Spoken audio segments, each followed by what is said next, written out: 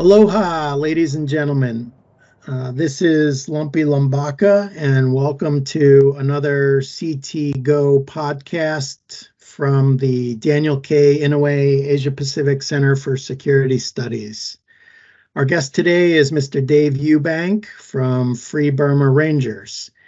Before we get started, please note that all of the positions and opinions shared here today are those of the participants alone and do not reflect the official policy or position of the United States government or the Department of Defense.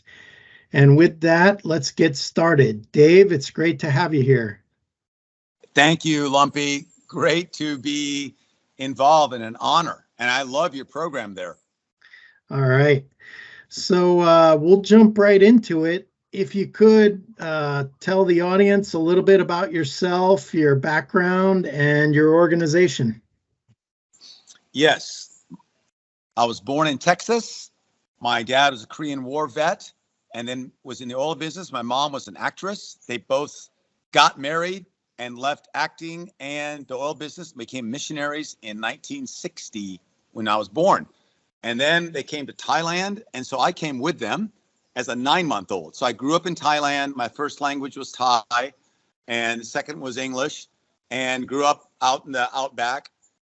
Then went to Texas A&M University on an Army ROTC scholarship, was commissioned out of there, was an infantry officer down in Panama, and then went to selection for the Rangers, was in 2nd Ranger Battalion as a platoon leader, and then went to Special Forces, and I was a team leader at 1st Special Forces Group. Altogether in the Army, just under 10 years.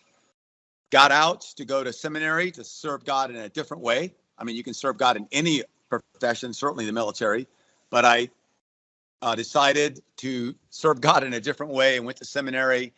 Somehow I got promoted to major on the way. I was just IRR, but that was a gift. And went to seminary. And while I was in seminary, I met my wife. And at the same time, a tribe in Burma called the Wa. There's only about 1 million of them. They're not one of the big tribes, but they're the most heavily armed tribe. And they also used to control most of the narcotics in Burma. Anyways, that tribe, and they were also headhunters before. One of the few headhunting tribes in Burma in the past. Right. That tribe had a Christian foreign minister. And they were trying to get out of the drug business, but also their narcotics business funded, among other things, their weapons, which allowed them to have one of the first ceasefires with the Burma military. And back in 1989.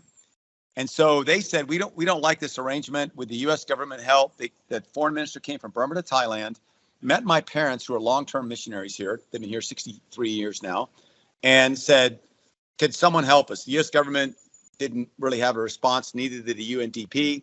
And so they were at my parents' house. The foreign minister saw a picture of me with a green beret, and they all know what that is out here. They said, is that guy a follower of Jesus? Yes, he's in seminary. Well, we are warrior people. We need Jesus. We can't force that on anyone. You know, most of the Wa are animists. But the foreign minister was a Christian. Please have him come. And I got a phone call from my dad. And I'm in seminary trying to get my wife to marry me. She's not even my girlfriend yet. I only think we're climbing. And she said no so far. But I said, yeah, I'll come to Burma. And I turned to Karen and I said, I'm leaving. I guess that's the end of our relationship. Yeah. And Karen very quickly was a gift because I don't deserve her. I'll get married with you. Okay, boom. We get married in Malibu on the beach. Next thing, we are in Burma. We go through a special way because you have to do special ways to get there. Yeah. And we're with the Wa. And that's how it all started, our work in Burma. Started in 1993 with the Wa. And we couldn't really do much there. We did small medical trainings and shared about Jesus because I follow him or try to, and did small community development work, but we couldn't meet all their political and military and counter-narcotic needs.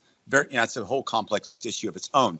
But that was how we started. And then we moved here full-time in 1996. And I remember meeting Aung San Suu Kyi in Rangoon. She was under house arrest, but you could meet her. And she said, please pray for us. So we started the Day of Prayer for Burma in 1996.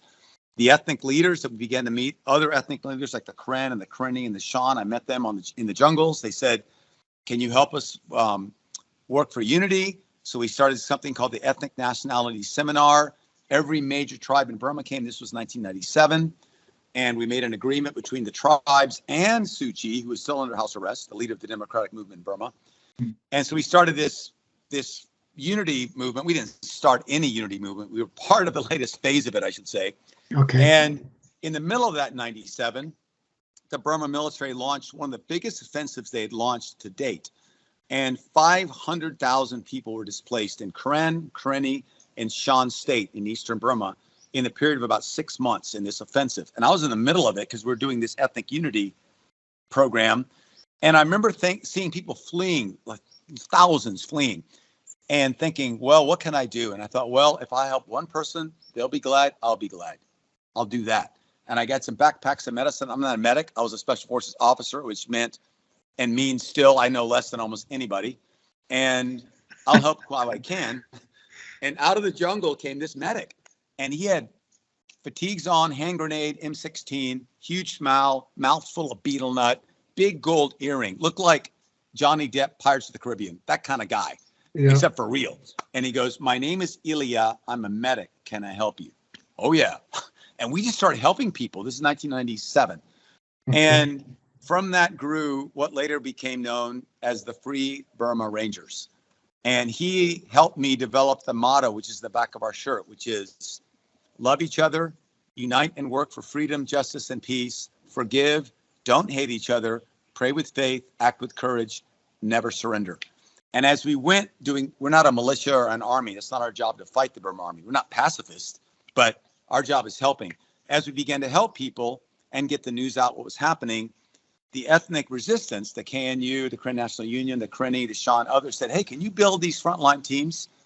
Because Lumpy, as you know, there's always a humanitarian gap from the front line of any conflict where people are fighting and shooting. There's almost no humanitarian relief there because you're going to get shot, right? It's very dangerous and complicated, but that's a gap. And that gap between the time a civilian or someone gets shot or is fleeing could be in a city, 4 or 5 blocks, or it could be 100 miles like it is in Syria. And so you could be very dead if no one's there to help you. So we work in that humanitarian gap, which exists in every war. So that means we're at the front lines, right there, not as combatants, but as humanitarian relief workers. Now, we don't have a prohibition against fighting. You can defend yourself. That's a fundamental human right. But we don't have a program to arm people. If you want to arm, you can arm yourself if you can get a gun. So in Burma, it means most of our team members have no weapons. Again, not because they're pacifists, because there's not enough to go around. In the Middle East, where we worked with the Iraqi army, with the Kurds against ISIS, we were all armed. It was easy to be armed, and I got wounded 4 times there. We had direct fights with ISIS there, like 2 meters, like eye to eye. Yeah. Burma's a little different. So in Burma now, we have about 150 relief teams representing 16 ethnic groups, giving humanitarian relief in the fighting areas of Burma, which is now all over the place. And in Iraq and Syria, we've got a team in Syria, a team in Iraq. We started helping the Afghans when that whole thing collapsed. We went to Tajikistan and down the Wakhan corridor helping refugees. And we have a partnership there. In Ukraine, we have a rotation of chaplains and medics working with the Ukrainian military chaplains and medics at the front lines there. Very small little rotation. And then we have a little outreach in Bangladesh to Rohingya refugees that have fled into Bangladesh. But Burma is our main effort. Okay. Wow. You got your hands full, Dave, for sure. And before I ask you the first question, I will completely agree with you that the SF officer is the least informed guy on any A team. I can agree with you from personal knowledge on that one. So,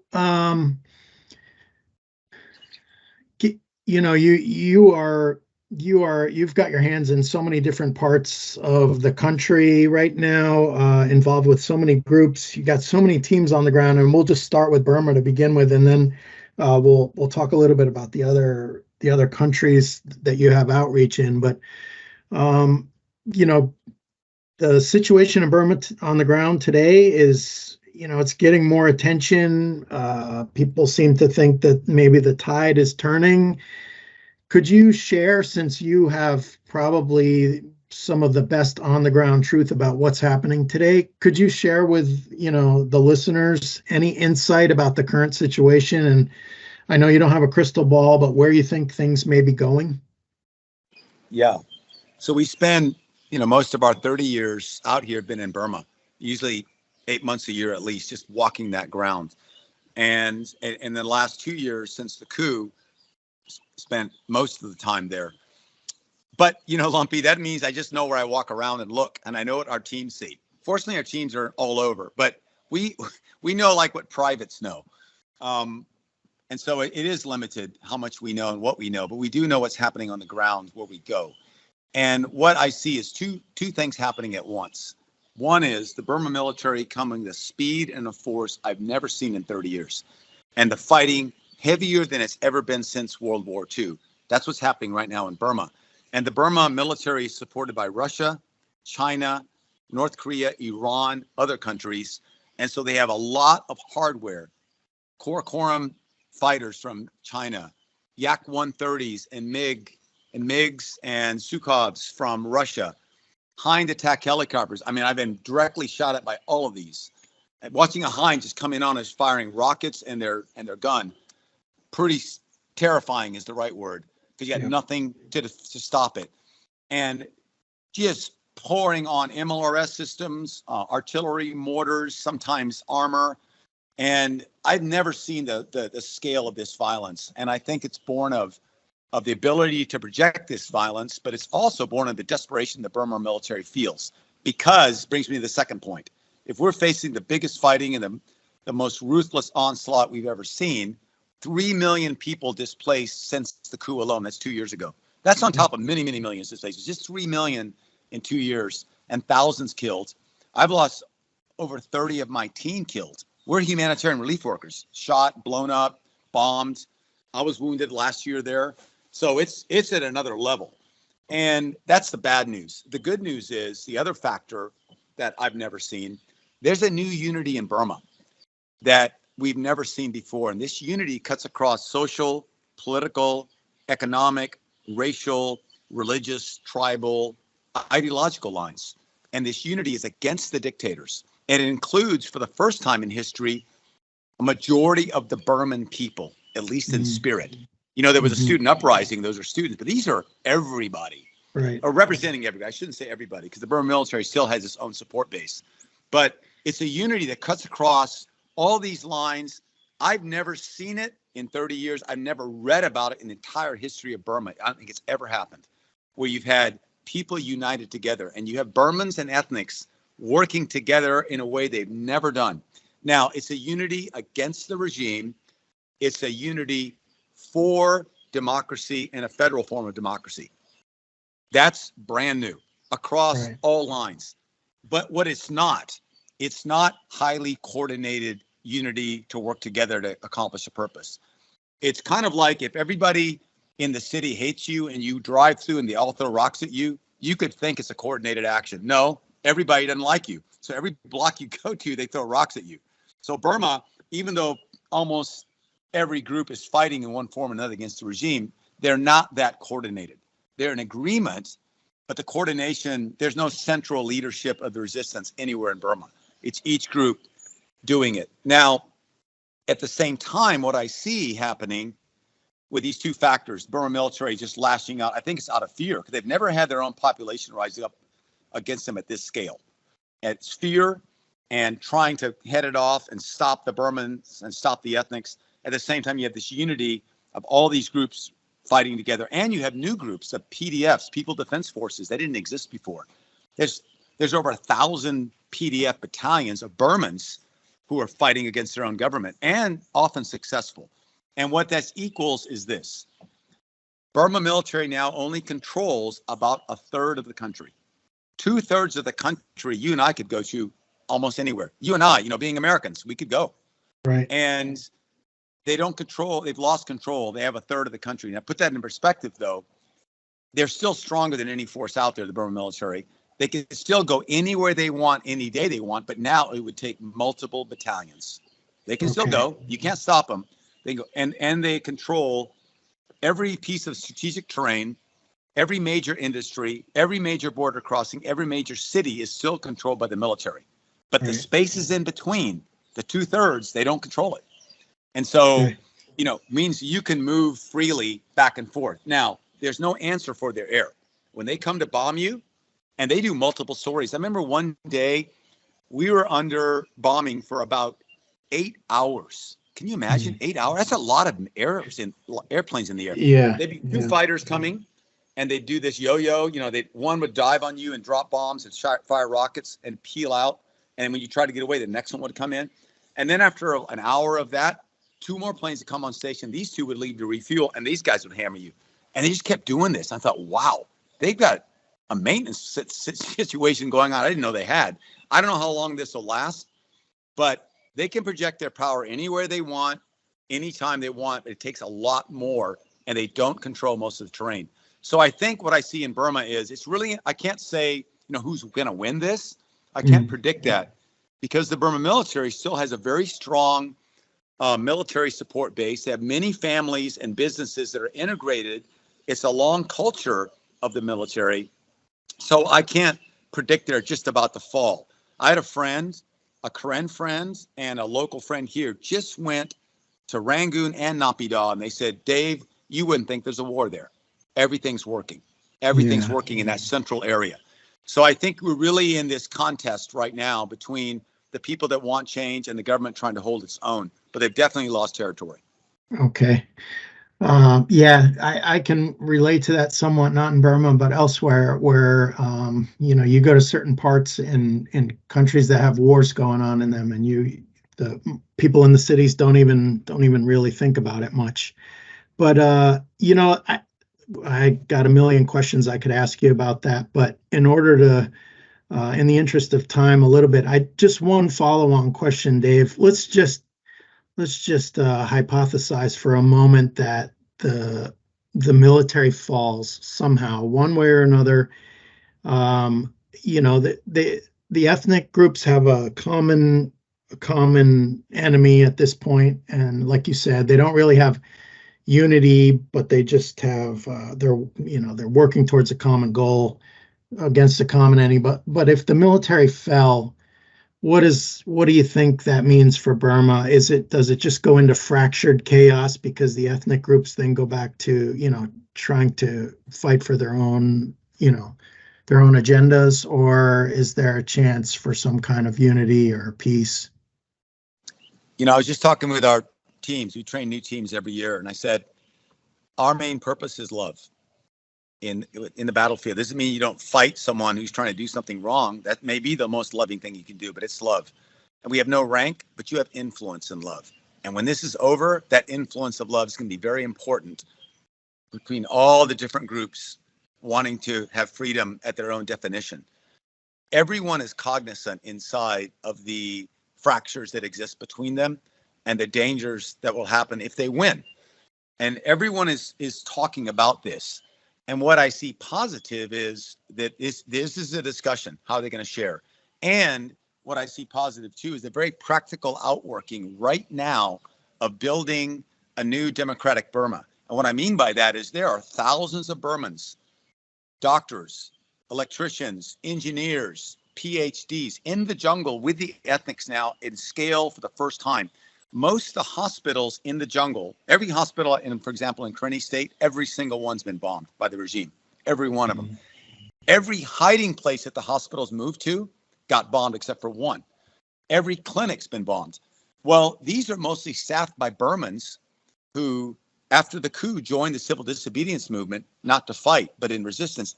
One of my guys' lives, he was shot next to me through and through. RPG went over our heads, put a hole in his back. I'm dragging him out of there. We finally get him to this clinic, 11-hour surgery. They repair his spleen. The top orthopedic surgeon from Rangoon did it. And he's in the jungle. And there's hundreds of them, thousands of them like this. And they're working together with the ethnics. Without the ethnics, they die. But without the Burmans, many ethnics will die. And the Burmans not only bringing in quality medicine in the jungle, but engineering, new ideas, political systems. And so what I see is a very grassroots, bottoms up, practical working out of how are we going to live together? They're working it out right now, which is a positive. And that's, the one value in the midst of all the sorrow and heartache, which we all face of these losses in Burma and how long it's taking is, one good thing about it is we're learning how to live together. Now, that's at the grassroots level. Right. How they're going to share it in the future, you're right, is going to be a major challenge. And I think the more that people are involved helping them, the more influence we will have. Again, no rank, no direct authority. You can't make anybody do anything. It's their country. But you will earn that influence if you're there with them. If the U.S., for example, just poured in humanitarian assistance alone, not even weapons, to the ethnic groups, directly to them, not through big NGOs. They don't need it. They have very good accountability systems with their own health and welfare departments. You will earn friendship, and you will earn the right to say, hey, this is a way you guys can share this so that it doesn't have to go into chaos. And to remember the Burmans, not only the Burmans against the government, the Burmans in the military, they have a role too. It's also still their country. The line of good and evil isn't between us and the dictators. It's in our hearts. And so I believe there are many people in the Burma military you could negotiate with if they had a chance. And so I think that's important too. But you're not going to earn that right to speak if we're just standing outside looking at it. They're going to go, nope, my uncle was killed, my mom was killed. You guys did nothing for us. We're going to work this out. So I think the more people are engaged in this process, and when I say engage, it's not a compromise with the dictators. They do have to step down, but you don't have to kill them. You can find places for them. You can find places for their family. You can have the next level of generals come up and be forgiven and work some kind of democratic process where the military still has a role as a military. I think these are all workable. Okay. All right. If you don't mind, you mentioned you've got or have had teams in Iraq, Syria, Afghanistan, Ukraine, Bangladesh.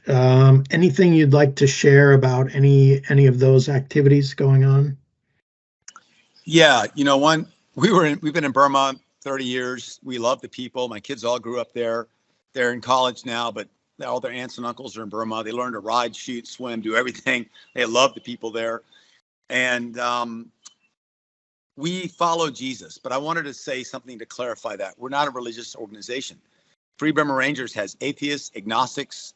My life was saved twice in the Battle of Mosul by an atheist Marine. And spirit worshipers, Buddhists, Muslim, we got it all. You don't have to have any religion to be part of us. You have to do it for love because we don't pay the teams. You can't run if the people can't run. Whether you're armed or not, you can't leave them. That's a rule. And you got to be able to read and write in some language to do quality medicine and for reporting. That's it. So we're not religious. But I try to follow Jesus because he changes my heart, because he's real to me. And I remember we were in Burma, beginning of 2015. ISIS is kind of at their peak in Syria and Iraq. We're hearing about it, but we're in Burma.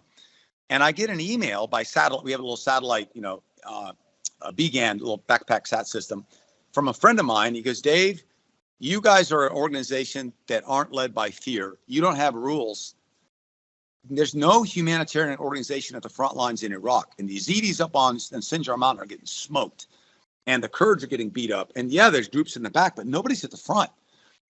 Can you guys come? We'll pay your way. This is just a friend of mine, civilian. Yeah. But we were actually blocked by the Burma Army. They're hunting us up there. This is northern Shan State. And be there in 7 days. I'm like, how do I get there in 7 days? I got to walk. It took me 2 months walking into this spot. And we just prayed, Lord. And I asked my ethnic leaders who were with me, my family's with me, Iraq, us. And we prayed. And my ethnic leader said, people have helped us. We should help other people. And so if we can get through, we'll get through. And we said a prayer, and this is a true story. The next morning, the 3 Burma Army battalions hunting us got lost. True story. Got lost. We went through them. We walked 3 days. We covered 80 miles, which, in the mountains of Burma, that is a long time. That's day and night walking. Yeah. Yeah. Got to a certain border. We're able to cross it and then able to get on a plane. And 7 days later, we were in Iraq. And I was up on Sinjar Mountain with the Kurds looking around.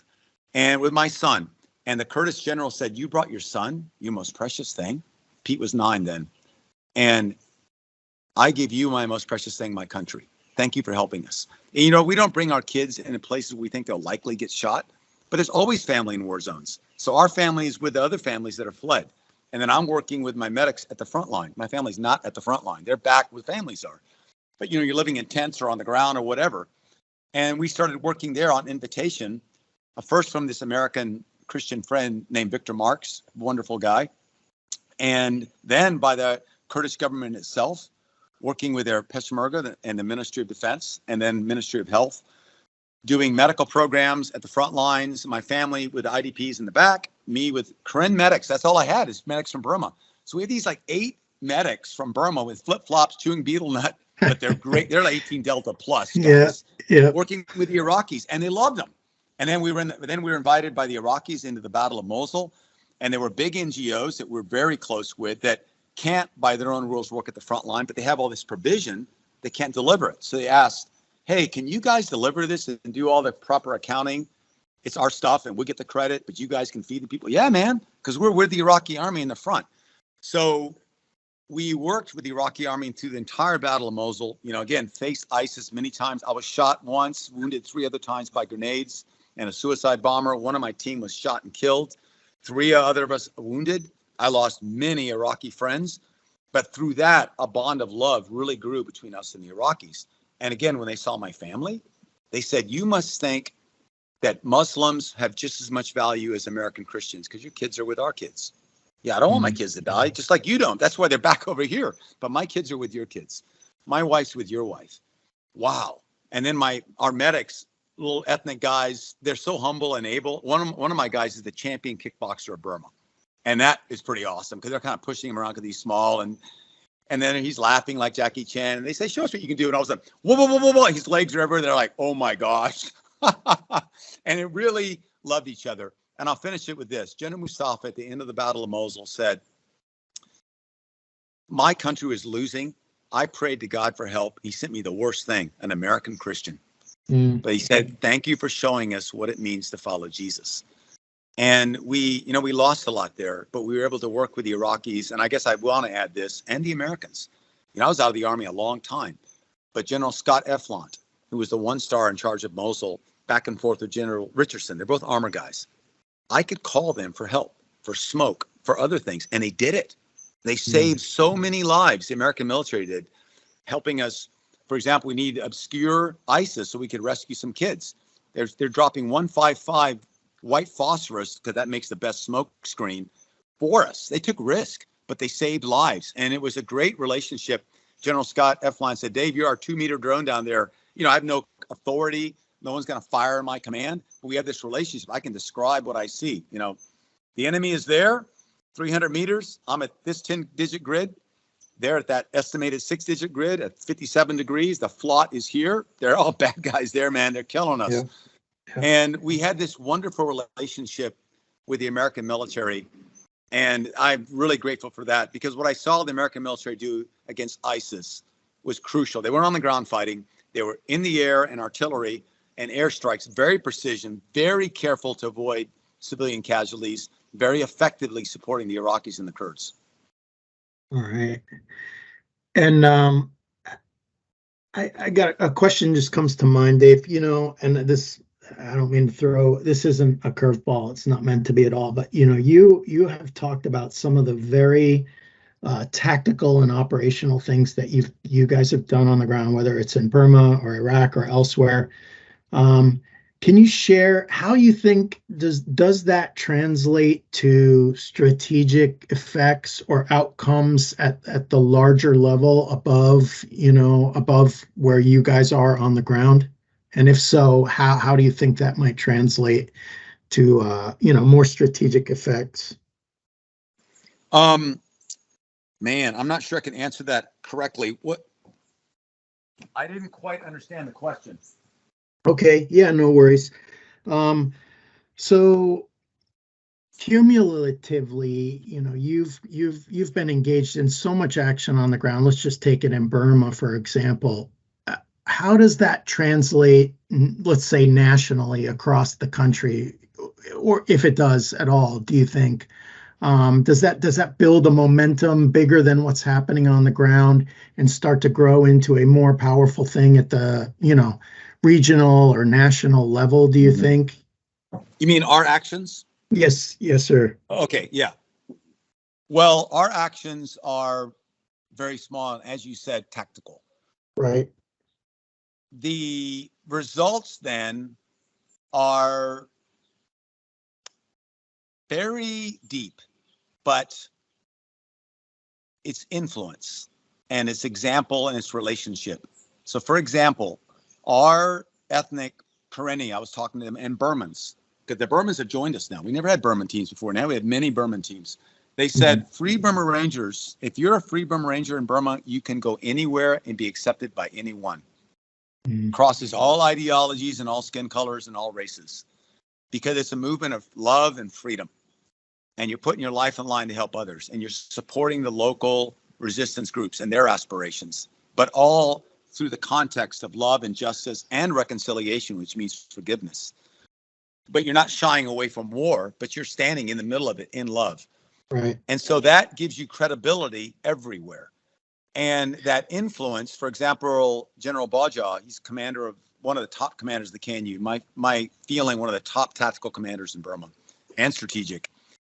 He said, because I walked around and looked at you guys and you guys helped my people and I went on missions with you, he followed us on a relief mission, the general. I began to realize and regrow my own faith in God, that God is my only answer. He starts reading the Bible to IDPs. Like, right. Wow. So we have this kind of influence. Another example is earlier this year, some Burmese soldiers were captured by the Karenni resistance, and we're close with all the leaders. And one of the Karenni resistance had a taser and pretended to shock the soldier, just scaring him. I think the taser wasn't working. He just would stick it up to him and scare him. Of course, the soldier is terrified, screaming, before he even gets near it. And they videoed it and sent it out. Not as a public thing. It's just some soldier sent it out on his own private feed, but it went everywhere.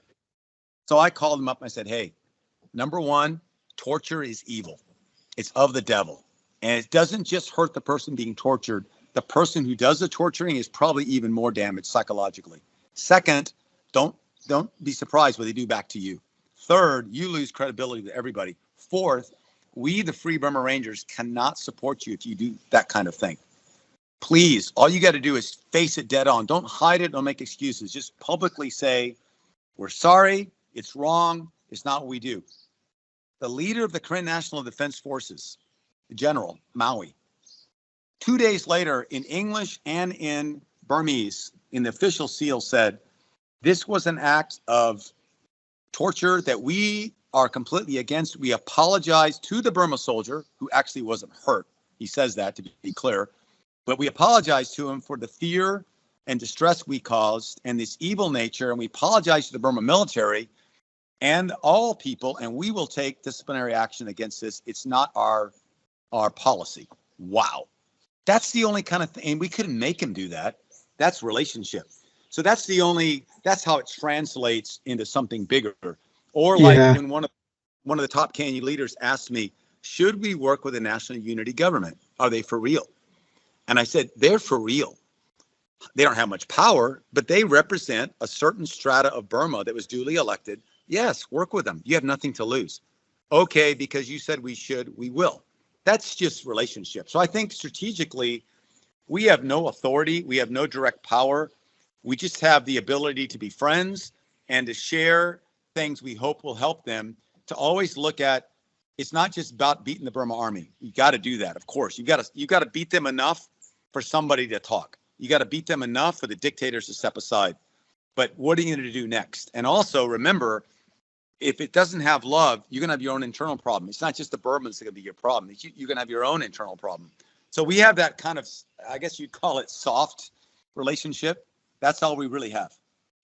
Yeah, I think you're selling yourself short, Dave, by saying that's all you really have. And you use the term, quote, just relationships. I mean, this is how wars literally can be won, as we look and think about irregular type warfare or whatever term somebody wants to call it today. But, what you hit on was credibility, influence, relationships, legitimacy, trust. I mean, that goes further in many, many cases than how much hardware you've got. So You know, I tip my hat to you. You know, we've been in contact with each other one way or another for about 20 years now, since I got to first Special Forces Group and heard your name. And you know what you have built here, it cannot be done overnight. You don't get all of those things and end up with that trust by just showing up and being selfish, which absolutely you're not. So it's your story is amazing, and I thank you for sharing it with us here today. Before we wrap it up, Dave, I turn it over to you. Is there anything else you'd like to add, or you know, the floor is all yours before we wrap it up? Well, thank you for your kind words and how you educate me and keep me educated wherever I am. I'm reading all your feeds, man, and appreciate your encouragement a lot. I want to add this just because we discussed it before this recording started. Just a little piece about drones, which I know about nothing about. I remember in the Battle of Mosul, ISIS was all over us on drones, and it took about a year for the Americans to be able to shut those drones down. They're dropping 40 millimeter 3D printed munitions into hatches, and you could shoot down 1 out of 100 maybe. They were all over us for about a year, and then the U.S. shut it down. ISIS knew what they're doing with the multiple uses of drones, whether it's reconnaissance, steering in suicide vehicles, or dropping munitions. Well, in Burma, as you see in Ukraine too, in Burma, the drone technology among the resistance is homegrown, homemade.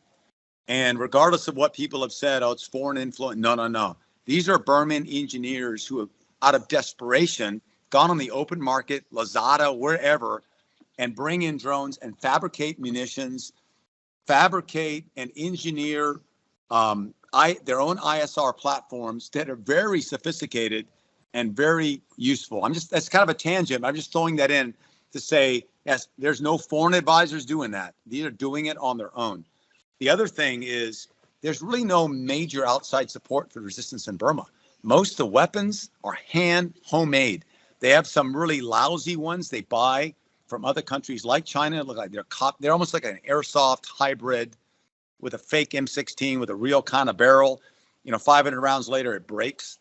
Yeah. That's what they're fighting the resistance with, or captured weapons. There's no big secret, at least not yet anyways, influx of weapons or ammunition. So the resistance is basically unsupported. It's homegrown, step by step, gaining ground with a lot of blood and a lot of spirit. And I do hope there's more help humanitarian-wise. I do hope there's help and militarily, if nothing else, just to shut that air down, because that bombs indiscriminately. Hospitals, churches, schools, IDP sites are targeted because they can see them. And finally, I'll just close with this. The battle in Burma, though, is not against an evil ideological force. You're not fighting ISIS there. The Burman military, I think, for all the wicked things they've done, you can still talk. They're human beings. They want to survive. They don't know any other history other than what they're doing. And so I do have hope that if they are stopped, there will be a way to talk and share this country together. Okay. Thank you so much for your time today, Dave. I know I've learned a great deal, and I'm sure everybody listening has as well. It's been a pleasure. I respect you and your organization and everything that you do, and I wish your people, safe passage in everything that they do. And, casualties are a part of this life we live, but I hope it's minimized as much as possible. And with that, thank you, Dave, and all the best to you and the Free Burma Rangers. Thank you. God bless you, sir. Take care, Dave.